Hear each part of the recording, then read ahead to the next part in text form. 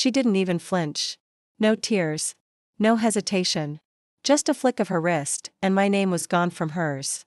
We sat across from each other at the long oak conference table. No lawyers. No shouting.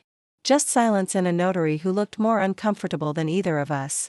She looked up when she was done signing, slid the documents across, and said, "You'll come back. You always do." She smirked. The same smirk she gave me when I first confessed I loved her. The same one she gave when she told me I was too soft for this world. Now she was giving it to me like she'd already won. I signed without speaking. My hands didn't shake. My jaw didn't clench. But my chest?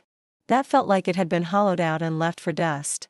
As I handed the papers back, she leaned forward and added, "You'll be back before you even realize you left."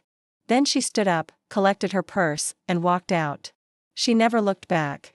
I sat there a moment longer. Not because I didn't know what to do next, but because I finally realized she never saw me as someone who would stay gone. To her, I was a habit. A reliable fallback. Someone who forgave too easily. Someone who stayed through lies, distance, and the Cold War she called love. Someone who loved harder than he should have. She didn't think I could leave and mean it. And honestly, I didn't know if I could either. The drive back to my apartment was silent. No music. No thoughts. Just my hands gripping the wheel tighter than they needed to. That apartment wasn't even home anymore. It had always felt like her space. She'd chosen the furniture. She decided on the curtains. Even the mugs in the kitchen had her sarcastic quotes printed on them. I packed a bag that night. 1 suitcase, 2 duffel bags. Clothes, my laptop, my documents, and 1 worn-out photo, our wedding day. Not because I still wanted the memory. But because I wanted to remember who I used to be. Naive. Hopeful.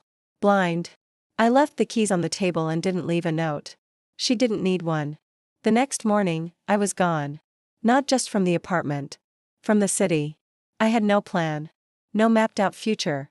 Just an idea, start over somewhere she wouldn't think to look. No mutual friends.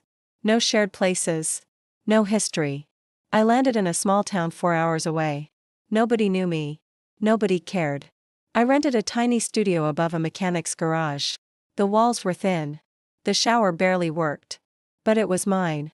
I started picking up remote freelance jobs, small tech contracts, website work, app debugging. It didn't pay much at first, but it kept my hands busy. And more importantly, it kept my mind from wandering back to her.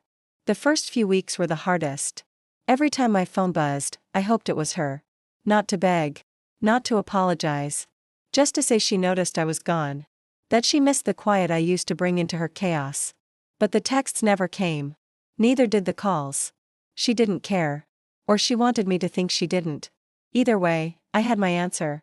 By month 2, I deleted her number. Cleared the message thread. Archived every photo. She was now just a name I refused to speak aloud. I built a routine. Work in the mornings. Coffee at the same rundown diner each noon. Gym in the evenings. Sleep came slower, but it came eventually. I stopped checking her social media. Blocked her name from searches. Even stopped myself from asking mutual friends how she was doing. I knew what she thought. That I was playing a game. That I'd resurface the moment loneliness kicked in. That I'd be crawling back the second I realized no one else would love me the way she pretended to. But this time, it wasn't a break. It wasn't space. It was final. By the end of the year, I had built a small portfolio. Clients started referring me. One referred me to a mid-sized startup needing a full-time remote developer. I got the offer. For the first time in years, I had health insurance, a decent paycheck, and a reason to look at my calendar. I bought a better bed. Replaced my broken laptop. Even bought a plant. It died 2 weeks later, but I tried. On the anniversary of our divorce, I didn't cry. Didn't drink. Didn't scroll through old photos. I worked all day. Took a long walk after. Stopped by the bookstore and picked up a novel I'd never finish. It hit me later that night, she hadn't called. Not even to gloat. Which meant either she forgot. Or she never thought it mattered enough. Good. Because by then, it didn't. She thought I wouldn't last a week. That I'd beg for her comfort again. That I needed her more than I needed my own peace. But I didn't call. I didn't return. I didn't fold. She bet I wouldn't be gone long. She never saw the odds shifting. I didn't expect a new life to feel like anything. Not a fresh chapter. Not a breakthrough. Not even freedom. It just felt quiet. The kind of quiet that makes you double-check if you still exist. My new apartment was small. A single room. Cracked tiles in the bathroom. Flickering light above the sink. No bed frame, just a mattress on the floor for the first few weeks. But it didn't matter. It was mine. There was no one asking me to fix anything. No passive-aggressive sighs. No reminders about things I'd forgotten to do. No voice behind me criticizing my silence. Just the hum of the refrigerator and the sound of my keyboard when I worked. I kept my days structured. Mornings were for contract work, building websites, cleaning back-end code. Afternoons, I walked to the local diner, ordered the same thing, black coffee, 2 eggs, dry toast. Evenings, I sat on the rooftop of the garage building, watching sunsets alone. It was uneventful. Unremarkable. But it was consistent. And after years of walking on eggshells, consistency felt like relief. She used to tell me I lacked ambition. That I was too content. That men like me only went as far as women pushed them. Funny how I made it further the moment she stopped pushing. Around month 4, I cleared out the last digital remnants of her. Photos in the cloud, gone. Old voice notes, deleted. Messages, archived, then purged. I found one recording saved in a backup drive. Her laughing, saying my name, asking me what I'd do without her. I played it once. Then deleted the file without flinching. I didn't need her voice haunting my progress. But erasing her wasn't the hardest part. Erasing who I had been with her, that took work. The man who tolerated disrespect just to keep peace. The one who thought loyalty meant silence. The version of me that believed love was measured by how much pain you could survive. That man needed to go too. So I changed small things first. New clothes. New haircut. New playlists. I signed up for online courses, not because I needed more skills, but because I needed to stop living in survival mode. I relearned how to cook. Nothing fancy. But I could feed myself without the ghost of her judgment looming over every burnt corner of toast. I stopped explaining myself, to others, to her memory, to the version of me that still asked if I did enough. It was strange how easy life became once I stopped trying to win someone's approval. I got more done. Clients were happy. My portfolio doubled in size within months. People started referring me to bigger opportunities. I took on a project that paid more in a month than she thought I could make in 6. Not that she knew. Or cared. But I did. One day, an old friend texted me, "She asked about you last week." I didn't respond. He followed up with, "She said she figured you'd be back by now." I turned off notifications.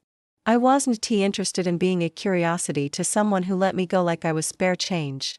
Some days, I wondered if she ever regretted it. Not the divorce. Just the way she bet against me. The way she was so sure I'd crawl back the moment I felt lonely. That I needed her more than I needed self-respect. I wasn't angry anymore. Just disappointed that I'd ever let myself believe she was the only version of love I'd get. Eventually, I bought a proper bed frame. Upgraded my desk. Got a plant again. This one survived. I even started journaling, not for reflection, just to make sure I didn't lose track of how far I'd come. There were no milestones. No celebrations. Just quiet, deliberate progress. She used to say I wasn't man enough to live without her. Turns out, walking away made me more of a man than staying ever did. 6 months in, I stood in front of a mirror and didn't recognize the man staring back. Not because he looked different. But because he didn't look broken anymore. There were no cracks left for her to crawl through. She erased me easily. I learned to erase her back. She made sure I saw it. Her life, post-divorce, was a highlight reel. Weekend trips. New outfits. Brunch selfies. Captions like, "Sometimes letting go is the real glow up." It wasn't subtle. She wanted me to see her winning. Wanted me to feel like the fool who let her go. What she didn't realize was, I hadn't let her go. She let go of me. With a signature and a smirk. The first few months after I moved, her updates flooded my feed. She was always out, bars, beach days, events. Always surrounded by people. Always smiling. But it wasn't real. Not to me. I'd lived behind that smile. I knew the version of her that stayed home scrolling all night, angry if no one reached out first. The version that criticized more than she ever celebrated. The one who didn't clap when I got small wins, but posted motivational quotes for strangers. Now, she was doing it all for show. And I wasn't watching anymore. I muted her. Didn't block her, just faded her out. Like background noise. Like an ad you skip every time it plays. But people around me didn't let it go so easily. One friend messaged, "Hey, saw your ex on a podcast talking about dating again. Said she's in a better place now." Another sent a screenshot of her caption, "Loving yourself means not settling for someone who can't keep up." I didn't reply. They expected me to care. To respond. To feel something. I didn't. I was too busy building. While she broadcasted her freedom, I was stacking client contracts. Taking interviews. Upgrading my skills. Leveling up without the applause. I said yes to projects others passed on. Learned the things I never had time for before, because back then, my time was spent walking around eggshells or cleaning up silent treatments. Now, every hour belonged to me. She dated again. Openly. Quickly. The first guy was loud, flashy, all captions and cologne. He lasted a month. Then another. Same routine. Each time, she made sure the pictures went up fast. Each breakup was never directly addressed, just replaced with vague self-love posts. It was all noise. She wanted me to look back. Regret. Compare. But I didn't. Because the man she used to know? He was gone. I didn't post anything. No updates. No soft launches. No cryptic messages. I didn't need to prove I was okay. I just needed to be okay. And I was. Quietly. Efficiently. Fully. There was a strange moment, though. About 10 months in, a mutual acquaintance slipped up and asked if we'd ever get back together. He said, "She always thought you'd come around eventually." That sentence stuck. She always thought. She really believed I was temporary. A phase. A predictable loop. But that version of me, the one who waited for her to appreciate him, died the day I packed my bags. She had this habit during our marriage. Whenever things got bad, she'd vanish emotionally, but never physically. She'd stay in the house, silent. Use space like a weapon. And the moment I'd try to talk, she'd hit me with, "See? You're always chasing me."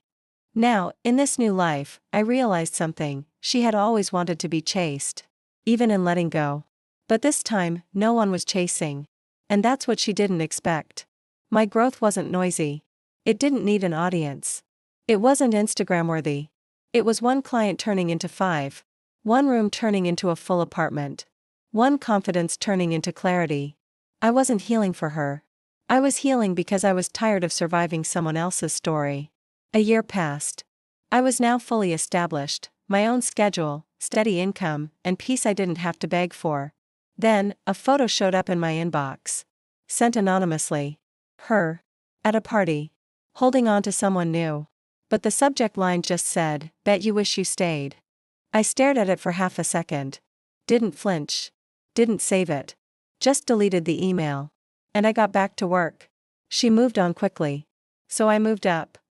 I got my first major contract 12 months after I left her.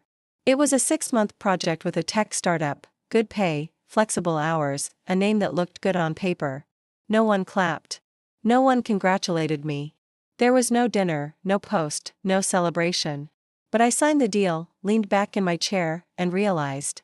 For the first time in years, I didn't feel like I had to explain my success to someone. I didn't have to prove I was working hard. Didn't have to justify the hours I spent building something. Didn't have to worry about whether my progress looked fast enough to please her standards. It was just a milestone, unseen, unfelt by anyone but me. And that was enough. Back when we were married, even small victories felt like battles. She wasn't the type to say, "Well done." If I met a goal, she pointed out what I could have done better. If I landed a job, she'd ask why it wasn't at a bigger company. There was always a but. Never just a congrats. Eventually, I stopped telling her anything. Now, there was no one to filter my wins through. No audience to impress. Just results. Quiet, steady results. And I liked it that way. A few months into the new contract, I upgraded to a larger apartment. 1 bedroom, decent lighting, actual furniture, not hand-me-downs or leftovers. A kitchen I could cook in. A door that locked out the noise of the world. I didn't post a tour. Didn't tell friends. Didn't text anyone, "Guess who's doing well now?" Because I didn't need the applause. I wasn't trying to be seen anymore. I was trying to live. On a random Tuesday night, I sat on the couch, feet up, coffee in hand, and opened a message from my old landlord. It was just a receipt confirming I'd fully paid off everything from my last place. The one she and I shared. It hit me then, every trace of that life was now gone. No shared leases. No joint bills. No connection. She and I existed only in memory now, nothing tangible left. That night, I slept better than I had in years. I had a moment where I almost reached out. Not to her, just to say something to someone. To acknowledge how far I'd come. But I didn't. Because growth doesn't always need witnesses. And closure doesn't always come with applause. People think moving on is loud, new relationships, dramatic posts, throwing away old stuff. For me, it was quiet. Just doing one small thing after another until I woke up one day and realized I didn't think about her anymore. Didn't wonder if she was watching. Didn't care if she was happy. Her life no longer had space in mine. One night, I found an old USB drive while cleaning out my desk. Plugged it in out of curiosity. Inside were backups of old phone photos. Mostly random things, but a few from our wedding. A few from nights we tried to pretend we were still in love. Smiles that weren't real. Eyes that were already drifting apart. I stared at them for a minute. Then closed the folder. Deleted everything. Didn't hesitate. Didn't feel anything. That's when I knew I was done. The next morning, I got back to work. No therapy session. No symbolic ritual. Just coffee and code. I had a product demo due, and a new client inquiry in my inbox. That's where my energy went now. Not into the past. A week later, I got an unexpected message on LinkedIn. It was from a recruiter at a major firm. They'd seen my work. Wanted to know if I'd be open to something permanent, remote, flexible, top-tier pay. I said yes. Took the interview. Got the offer. I signed the contract at my new desk. The same spot where I once sat unsure of who I was becoming. Now I knew. Her silence stopped hurting the day I realized I no longer needed her noise. It had been almost 18 months since I left. I was in the city for 2 days, just a quick stop for a workshop my company sponsored. Nothing dramatic. No grand return. Just work. I arrived early, checked into a hotel, and kept my head down. Same streets. Same noise. But none of it felt like home anymore. I avoided old places. No detours. No visits.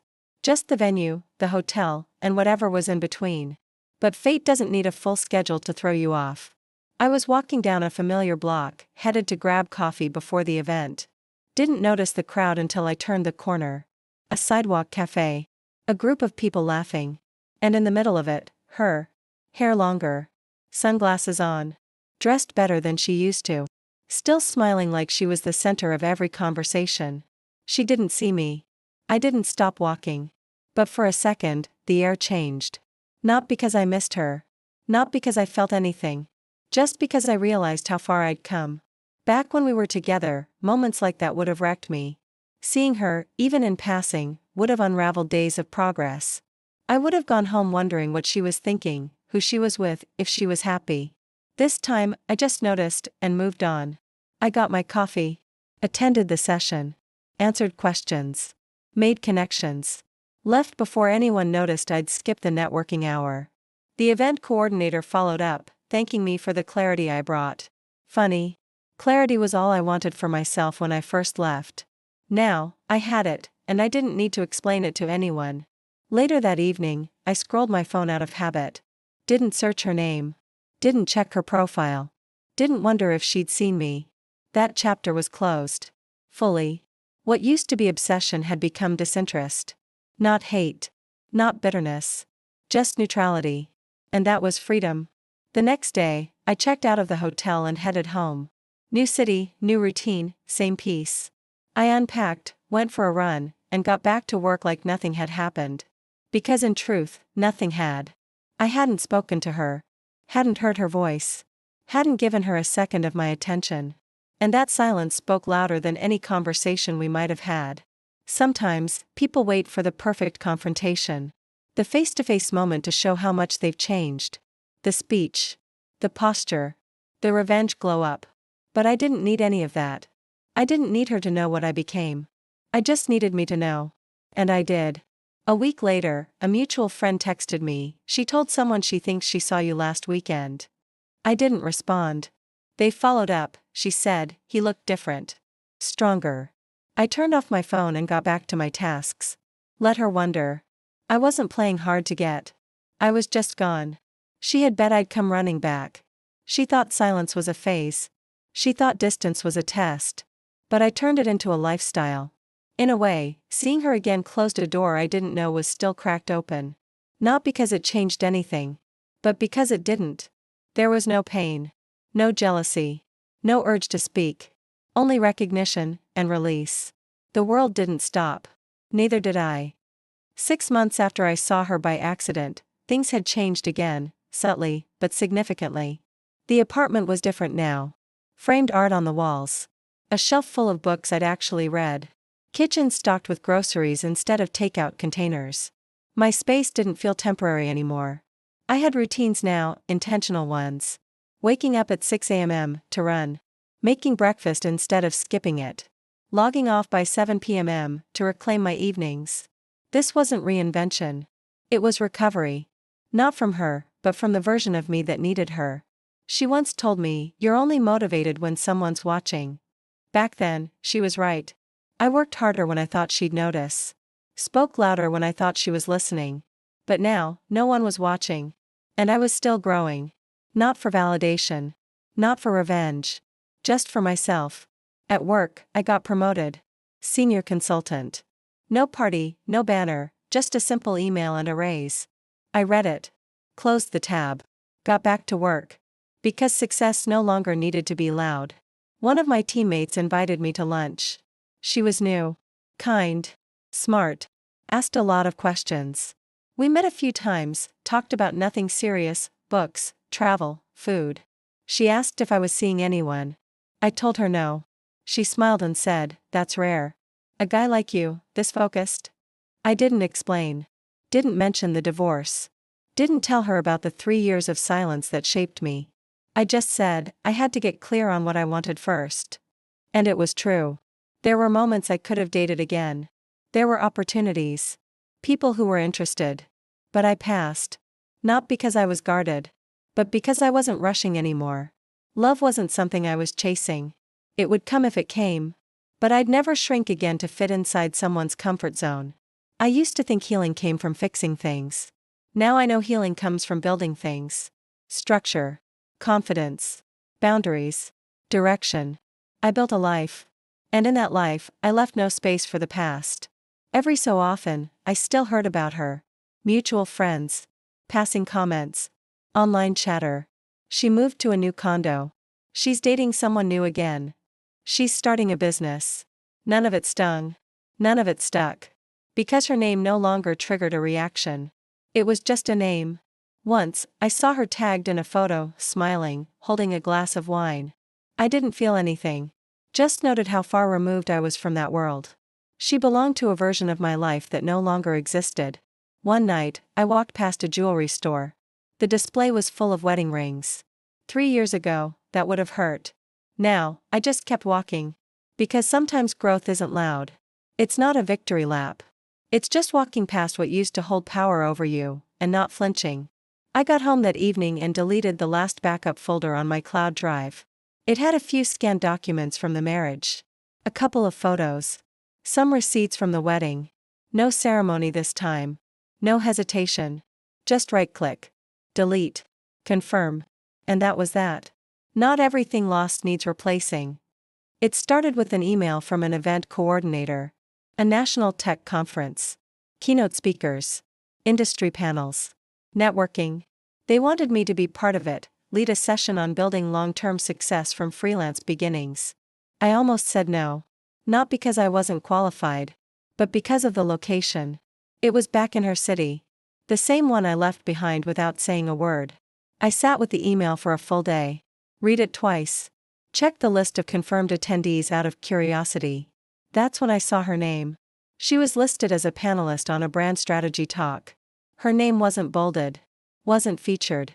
Just there. Quiet. Unassuming. A strange coincidence. Or maybe not. Life doesn't always move on in straight lines. Sometimes it circles back, just to see what you'll do with the silence you left behind. I thought about canceling. Thought about asking them to switch me to a virtual slot. But I didn't. Because this wasn't about her. This was about me doing what I earned. Going where I belonged. Speaking because I had something worth saying. Letting her presence shift my choices would only mean she still held a space in my decisions. She didn't. So I confirmed. I arrived a day early. Stayed at a hotel 15 minutes from the venue. Reviewed my slides. Checked my timing. Prepared like I always did, focused and private. The night before my session, I walked the venue hall. It was busy but quiet. People setting up booths. Volunteers placing name tags and lanyards. Then, from a distance, I saw her. She was talking to someone near the welcome desk. Back turned. Same energy. Same hair. Same posture. Even in silence, she knew how to fill a room. I paused for half a second. Not to stare. Just to acknowledge that she existed, and I didn't feel the need to approach. Then I turned and walked out. Back at the hotel, I slept without issue. No racing thoughts. No rehearsal of imaginary conversations. Just sleep. Because this wasn't a story about confrontation. It was a story about evolution. The morning of my talk, I wore a navy shirt. Clean lines. No tie. Simple. Walked in early. Checked the mic, took a seat in the front row until it was my time. When they called my name, I didn't scan the crowd. Didn't look for her. I stepped onto the stage and started speaking. I talked about failure. Talked about building in silence. Talked about consistency when no one's clapping. Talked about letting go of the life you thought you needed to make room for the one that fits. People nodded. Some took notes. I didn't embellish. Didn't dramatize. Just spoke plainly. Clearly. And when I finished, the applause was quiet but real. That was enough. After the session, I answered a few questions.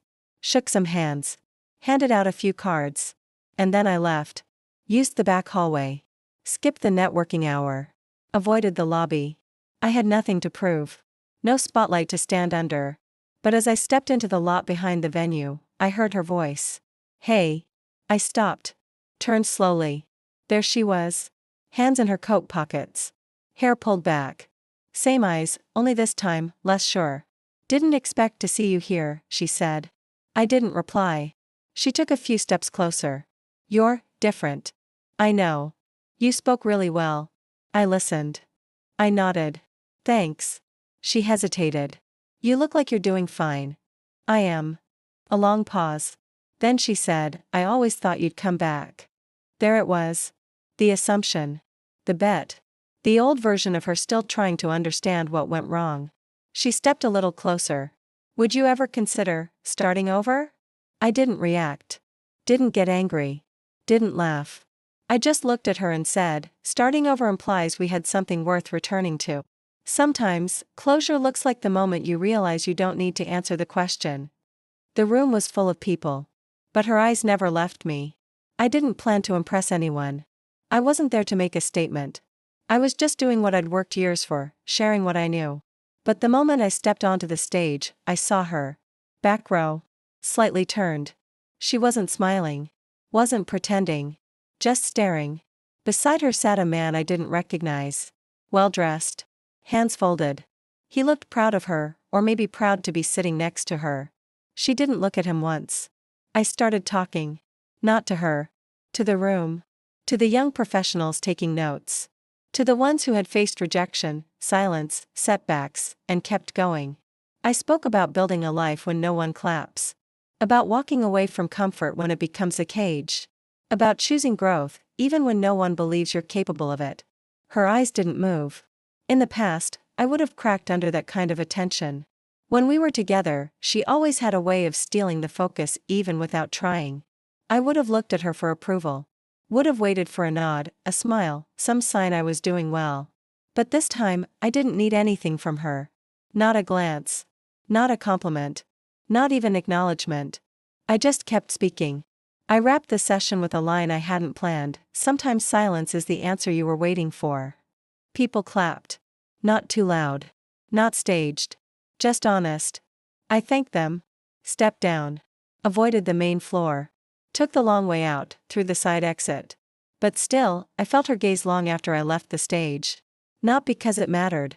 But because I could finally say, it didn't. A few people stopped me on my way out. A couple of young founders asked for my contact. One guy said, "Man, that hit.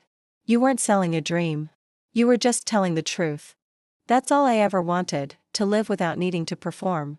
Later, I heard her talk didn't go as planned. She had a slideshow, branded points, rehearsed lines. But something about it didn't land.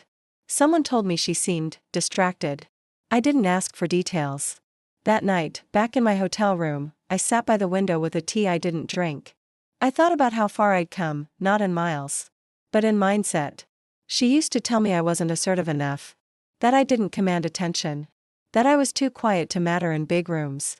Now I spoke in front of hundreds, and I didn't flinch once. Not for her. Not for anyone. I checked my inbox, no emails from her. No texts. Nothing. That was good. I didn't want a part two. Didn't want a rewrite of a story that already had its ending. Some stories aren't meant to continue. They're meant to be remembered, briefly, and left behind. She followed me again. Not immediately. Not publicly. But as I left the conference center the next day, I saw her standing near the valet. Alone. Same look. Same quiet hesitation. But this time, I didn't stop. Didn't slow down. She watched. Didn't speak. Just looked, like she finally saw what she'd spent years underestimating. My voice didn't shake. Hers did. She waited until the end, like she was saving her final card. The conference ended on a Thursday. I stayed in the city one extra night. Not for her. Just to breathe before going back to routine. One last walk. One quiet dinner. A moment to look at it all without the noise. But she found me. I was seated outside a quiet cafe. No laptop. No phone. Just watching people pass. That's when I heard her voice again. "Can I sit?" I didn't say yes. I didn't say no. Just moved my coffee cup slightly to the left. She took it as permission. She sat across from me, silent for a moment. Wearing a different expression this time. No arrogance. No performance. Just reality. "You're really not coming back," she said. I didn't reply. She nodded slowly, as if answering her own statement. Then said, "I thought you were bluffing." I wasn't. I know that now. We sat in silence for a bit. The sound of passing traffic. Distant laughter from inside. She was the one who finally spoke again. "Something." I kept expecting a call. A message. "You didn't get one." She nodded. That scared me. Not sorry. Not apologetic. Just honest. She looked at me like she was trying to understand who I had become. As if 3 years had somehow rewritten every version of me she once knew. "You're different." I had to be. Another pause. Then, "I thought you were the kind of man who never leaves." I was. That one hit her. She didn't say anything for a while. Just stirred a drink she didn't order. Then finally, the question she'd clearly been holding in, "Did you ever think about us again? Ever think, maybe?" I looked at her for the first time. Directly. No. Not once. That was the real ending. Right there. No big speech. No closure ceremony. Just a truth too sharp for her to ignore. She leaned back. Quiet. Letting it settle. "I miss the version of you who waited," she said. I nodded. "He's gone." And he was. She stood up slowly, like her body weighed more now. More than pride. More than regret. More than 3 years of believing a door was still open. Then she said something I'll never forget, "You never needed me. I just needed you to think you did." And walked away. I didn't watch her leave. Didn't look back. Didn't wonder what she meant. Didn't carry any of her words with me. Because the moment was already over. And I was already beyond it. Back at the hotel, I packed without thinking. Just folded the last few items, zipped my bag, checked out before sunrise. The cab driver asked if I was visiting or returning. "Neither," I said. "I was just passing through." On the flight home, I opened my laptop. New messages. Client leads. Team updates. The world kept moving, and so did I. Her name didn't appear. Her face didn't linger. Only the sound of her final sentence remained. Not as a wound, just as proof that she finally understood what I knew all along. I wasn't proving anything to her, I was proving everything to myself. The version of me who once begged for her to understand, doesn't live here anymore. It's been 3 years. That's how long it took to turn regret into fuel, silence into strength, and distance into peace. 3 years without speaking to her. 3 years without doubling back. 3 years of quiet, consistent rebuilding. And now, this is the end. Not of the journey. Just of the chapter that once involved her. I never blocked her. Didn't need to. I just stopped being reachable in all the ways that mattered. I stopped thinking about what she'd think. Stopped wondering what she'd feel if she saw who I became. Stopped writing mental drafts of what I'd say if we crossed paths. I owed her nothing. Not anger. Not answers. Not closure. Because I gave myself all three. People still ask sometimes, didn't it hurt? Wasn't it hard to start over? Yes. At first. It was quiet. Lonely. Uncertain. But peace isn't loud. And growth doesn't announce itself. One day you just wake up, look in the mirror, and realize, you didn't just survive. You rebuilt. The company I work with now just opened offices in 3 new countries. They asked me to lead one of the international teams. The old me would have hesitated. Would have wondered what it meant. Would have felt guilty for moving too far, too fast. Now? I signed the offer the same day. There was nothing holding me back. No voice in my ear second-guessing me. No emotional leash pulling me into old stories. I moved again. Different city. Different time zone. New apartment with clean walls and soft light. This time, there was no leftover memory taped to the corners. No echoes from the past hiding in the drawers. Just air. Space. Freedom. One day, I got a friend request from her. I didn't open it. Didn't accept. Didn't deny. Just left it there. Because some messages don't need replies. Some ghosts don't need exorcisms. They fade on their own, if you stop feeding them attention. I heard she ended things with the man she was seeing. No surprise. She never learned how to be alone. Never sat with herself long enough to understand what she really wanted, outside of applause and control. But that's not my concern. Not anymore. Every so often, I still see her name. Mutual contact. Tagged photo. Industry update. But there's no weight in it. No sting. Just a name I used to know. She bet I wouldn't last without her. She believed I'd cave before the silence did. That I'd come back the moment I felt the cold. But I never did. Not because I hated her. Not because I wanted revenge. But because one day, I finally saw myself clearly. And the man I saw didn't need her approval anymore. Didn't crave her presence. Didn't bend to be seen. He stood on his own. Quiet. Solid. Unshaken. Sometimes, people don't come back because they're mad. Sometimes, they don't come back because they outgrew the space they used to shrink themselves to fit in. I outgrew that life. Outgrew that version of love. Outgrew the silence she used as control, and the noise she made when things slipped out of her hands. She placed her bet on my weakness. I answered with my absence.